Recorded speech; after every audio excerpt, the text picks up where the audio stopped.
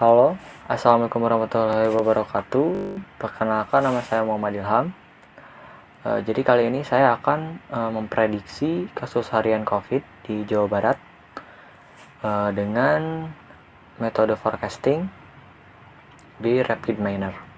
Nah, jadi saya itu punya data dari situs pemerintah covid.go.id, tapi datanya itu hanya sampai 4 Oktober gitu, atau kenapa belum diupdate lagi.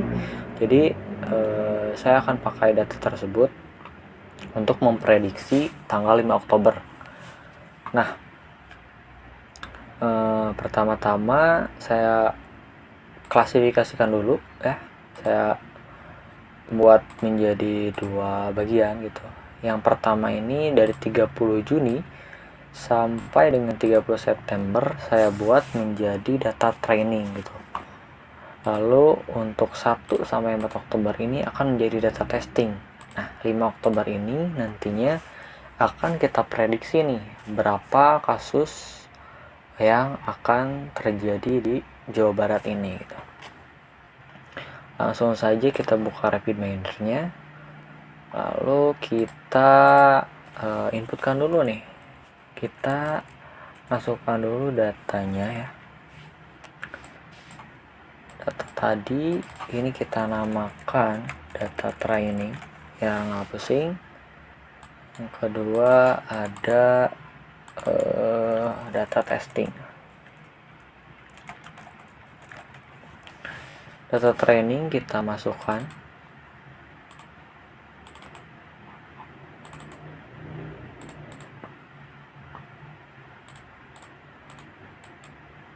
Nah, lalu untuk tanggalnya kita buat role-nya sebagai ID. Nah, untuk value-nya bisa kita ubah, tapi saya akan default aja menjadi integer karena ini sudah benar adalah integer. Untuk data testingnya kita masukkan juga. Oke, ini sebetulnya saya punya data seluruh provinsi, hanya saja ketika saya tampilkan semua atau inputkan di sini, yang pertama sedikit berat, yang kedua maksimalnya itu ada maksimalnya gitu, nggak bisa semuanya ke input, jadi tanggung gitu. Lalu setelah seperti ini kita akan menerapkan atau menggunakan operator windowing. Windowing ini yang akan membantu kita nantinya untuk memprediksi ya. Jadi si windowing ini akan membuat deret nantinya, deret value. Deret value ini diambil dari value dari data tersebut.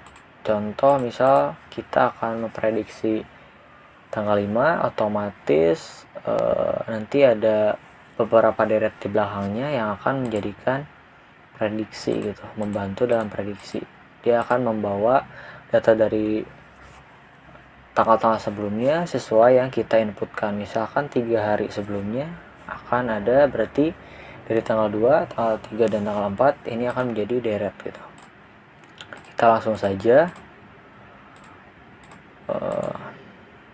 masukkan hasil indicators dan value ini kita isi untuk tanggal ya, atribut.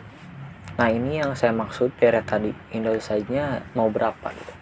Contoh saya isikan saja 3 gitu. Jadi 3 tanggal sebelumnya akan menjadi value dari deret tersebut gitu. Horizon label atau data yang akan jadikan label horizon gitu.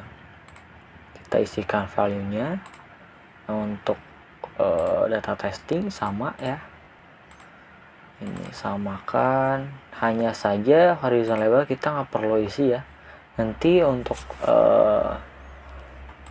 karena nanti untuk data testing ini di apply model nanti akan muncul hasil prediksinya gitu. Lalu selanjutnya kita tinggal menggunakan operator yang atau algoritma yang kita pilih gitu. Di sini saya menggunakan neural network. Kenapa neural network? Karena menurut beberapa sumber setelah saya baca-baca dari medium.com, ada juga dari YouTube dan referensi lainnya, neural network ini paling bagus lah untuk kasus data yang akan kita prediksi gitu. Untuk kasus ini cocok gitu dari dibanding algoritma lain seperti linear regression, karena RMSE-nya paling rendah gitu.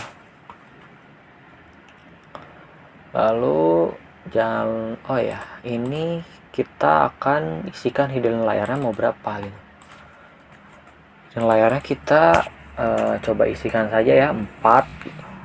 Cukup 4. Lalu jangan lupa kita akan apply model. Jadi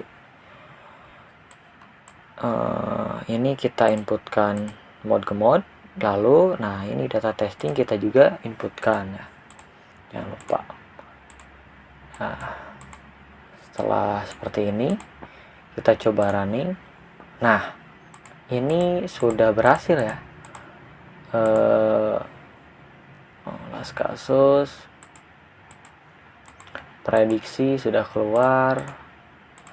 Prediksinya di minimal 1164 kasus dan maksimalnya di 6212 kasus. Ini cukup banyak ya, mengingat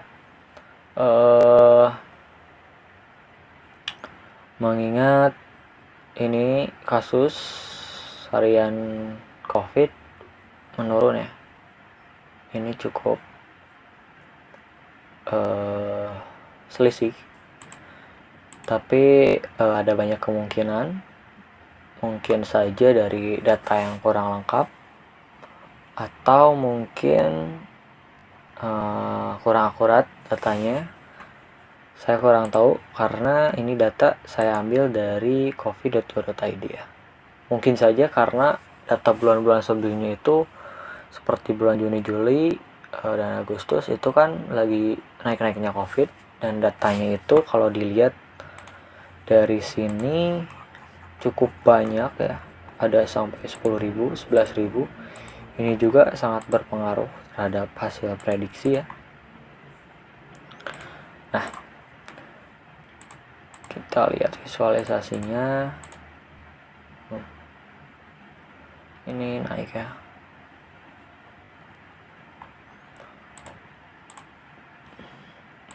Kita lihat deh hidden layernya. Ini jelas ya.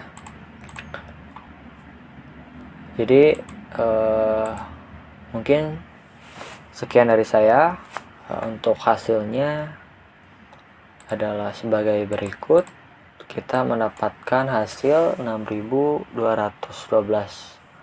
kasus sebagai maksimal prediksi dan minimalnya di 1194 kasus.